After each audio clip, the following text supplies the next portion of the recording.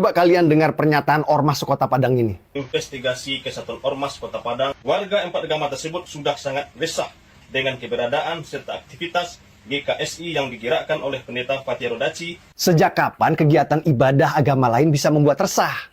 Kalian itu harusnya resah oleh prostitusi, perjudian, klub malam. Bukan resah oleh ibadah agama lain. Artinya terbukti dong kalian itu intoleran. Jadi jelas ya, terbukti kejadian di Padang Sarai ini kasus intoleransi. Izin pendirian rumah tersebut diketahui warga adalah sebagai rumah pribadi atau tempat tinggal. Ini informasi penting yang kalian orang Kristen harus ketahui ya. Menurut SKB 2 Menteri, bab 1 pasal 3, kalian umat Kristen berdoa ibadah di rumah itu diperbolehkan dan tidak perlu minta izin siapapun. Umat Islam sholat di rumah boleh, begitu juga kalian umat Kristen ibadah nyanyi-nyanyi di rumah juga boleh. Jadi kalau ada yang larang kalian nyanyi di rumah dengan alasan peruntukan, itu murni intoleransi. Clear ya? Kami atas nama warga masyarakat meminta kepada pihak berwajib agar segera membebaskan warga Padang Sarai yang sedang ditahan. Oh, jadi setelah melakukan perusakan rumah, mecahin kaca, meneror penghuni rumah, bahkan sampai melukai 2 anak kecil, terus kalian minta pelaku dibebaskan gitu? Hei manusia-manusia biadab, pelaku harus dipenjara dan dihukum seberat-beratnya. Intoleransi kok dibela? Assalamualaikum, selamat datang kembali di channel ini. Balik lagi dengan saya Luis Budi Prasetyo. Kali ini kita akan bahas kembali kelanjutan kasus yang kemarin, di mana ada tempat ibadah dihancurin sama beberapa kelompok orang, dan bahkan di situ kaca-kaca dipecahin, kursi-kursi dihancurin, ada motor juga di situ dirusak, bahkan ada anak kecil yang terluka. Dan memang saya apresiasi ya tindakan polisi gercep banget. Mereka segera langsung menangkap pelakunya, dan di situ ada 9 orang yang tertangkap. Bahkan katanya masih akan lagi ada pelaku-pelaku lain yang akan ditangkap. Kemudian setelah itu mereka melakukan mediasi antara pihak yang dirugikan dengan orang-orang yang melakukan kekerasan itu. Nah, di situ ada forum kerukunan umat beragama, di situ ada dari polisi, di situ ada dari pejabat perangkat desa dan lain-lain di kantor camat. Dan tahu nggak hasilnya apa? Hasilnya mereka menyepakati bahwa ini bukan persoalan agama, tapi ini persoalan salah paham saja. Salah paham aja katanya. Dan kemudian kita tebak aja, pasti mereka dibebasin dengan enak gitu aja, dengan berbagai alasan bebasin gitu aja dan tidak diproses. Karena apa? Karena persoalan agama. Indonesia ini adalah negara Pancasila, tapi kita harusnya malu. Kita ini orang yang paling tidak toleransi di negara ini. Dan nanti siklusnya gitu, lihat aja, ngancurin sesuatu, melukai orang, tindak kekerasan, kemudian ditangkap, mediasi, dibebasin, gitu aja terus sampai Indonesia ini ulang tahun ke-1000 mungkin ya. Dan saya harap sih masih ada harapan lah di bangsa ini, di Indonesia ini. Janganlah bangsa ini dicoreng hanya dengan hal-hal yang semacam ini berulang terus, dan tidak ada tindakan yang tegas sama sekali kepada pelaku-pelakunya. Kemarin di Jawa, sekarang di Padang. Ya kita nggak tahu nanti akan ada di mana lagi begitu. Tapi tolong kasih perhatian baik. Pemimpin negara ini kan dipilih untuk mengayomi semua manusia yang ada di Indonesia ini yang memilih. Dan masa ini tidak kami rasakan dalam pengayoman ini? Orang ibadah dipersulit, orang ibadah dihancurin, orang ibadah disiksa. Tapi orang-orang lakukan prostitusi, orang-orang miras dan lain-lain dipuji-puji. Apa-apaan drama ini?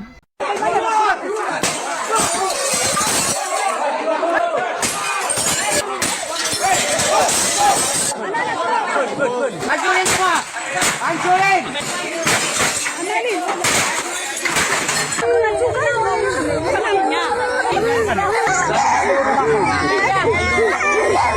Ya itulah kira-kira tadi mereka umat-umat yang kerasukan itu ya, dihancurin semua kursi-kursi, tempat ibadah, kaca-kaca dihancurin. Kalian nih kenapa?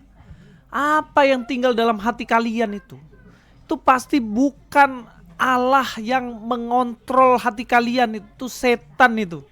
Makanya kelakuan seperti itu. Bahkan dikatakan di situ kursi hancurin, kaca dipecahin, ada 2 anak kecil sampai terluka.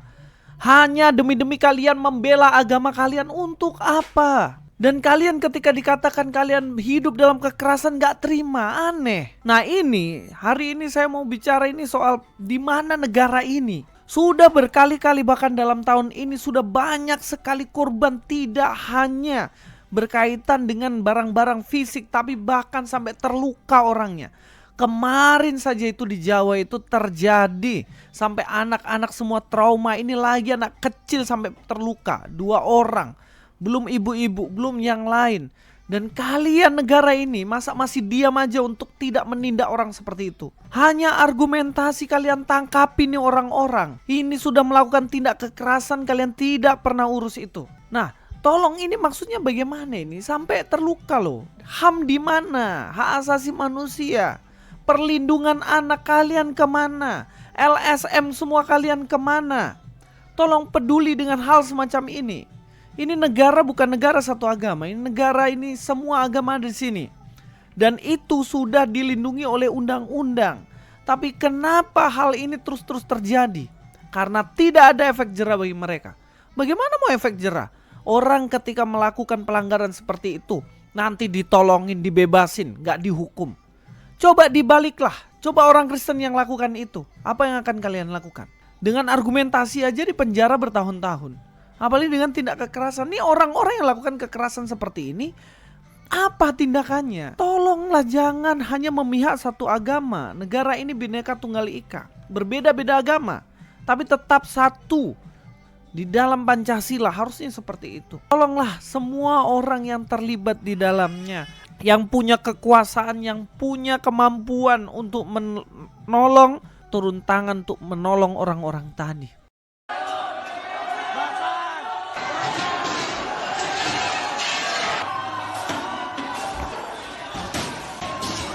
Assalamualaikum, selamat datang kembali di channel ini. Balik lagi dengan saya Luis Prastio. Kita akan bahas hari ini soal adanya perusuhan yang dilakukan oleh oknum-oknum dari muslim ya.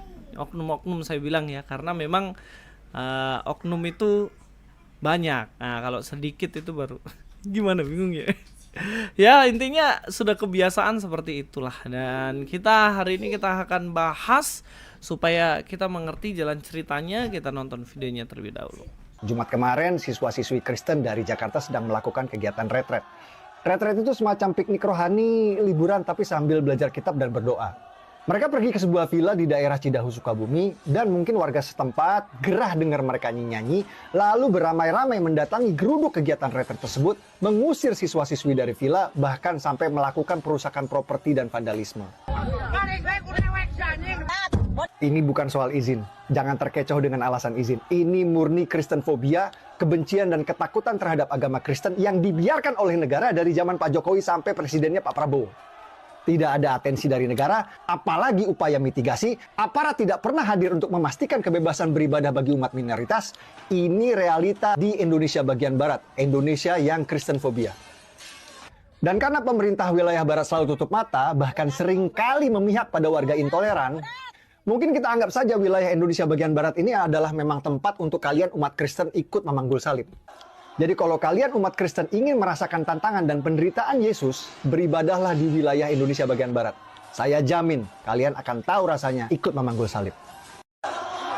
Ya kira-kira seperti itulah videonya. Jadi ada perusakan ya. Sebenarnya itu bukan tempat ibadah. Sekali lagi kita harus tekankan bahwa itu bukan tempat ibadah.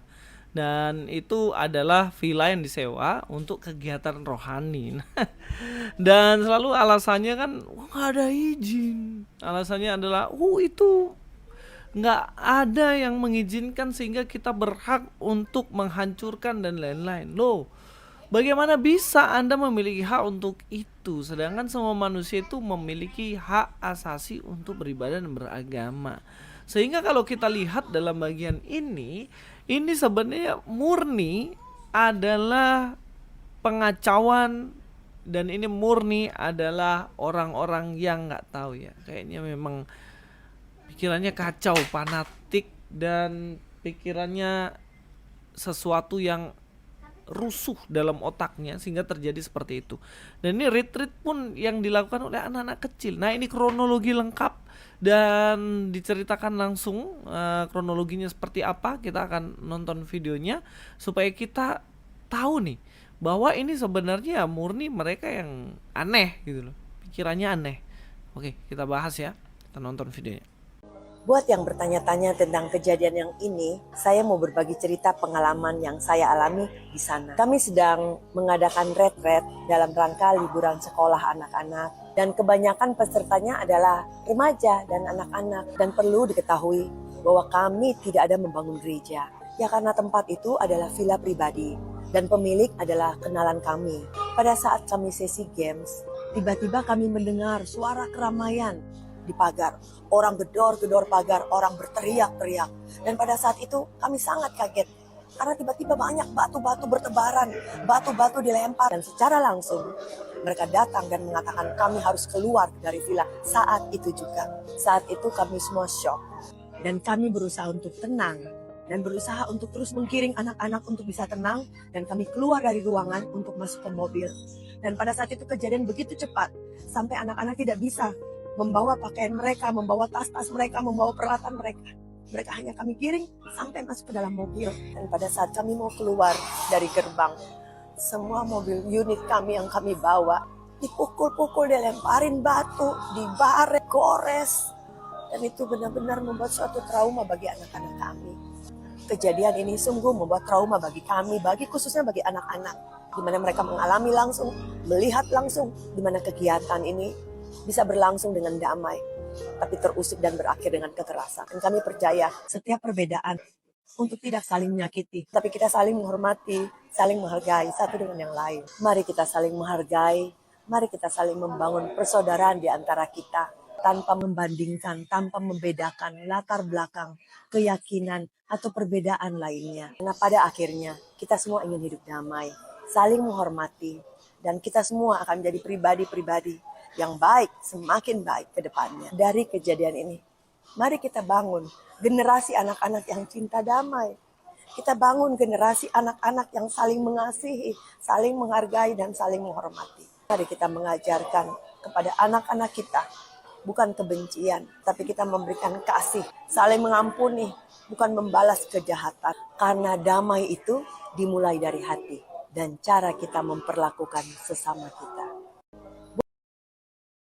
Ya itulah kira-kira kronologi lengkapnya ya. Memang apa nih orang-orang ini? Kalian itu gak diajarkan dan kalian mengatakan diri kalian beragama.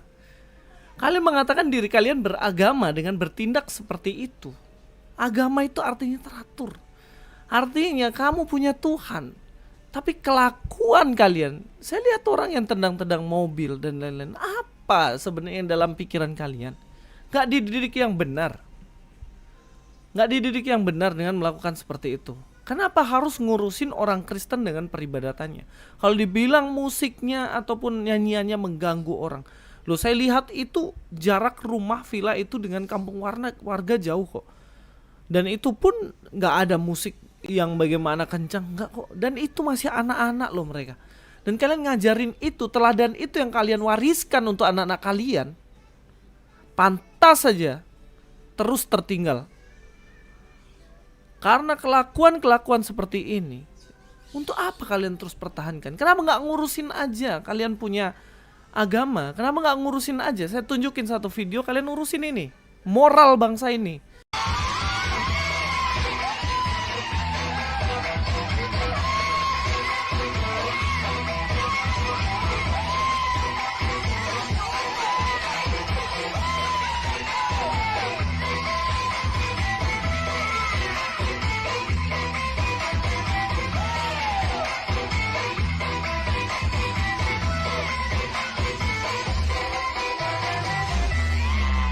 Kalian sudah lihat itu. Kenapa bukan itu yang kalian urusin tuh? Moral tuh.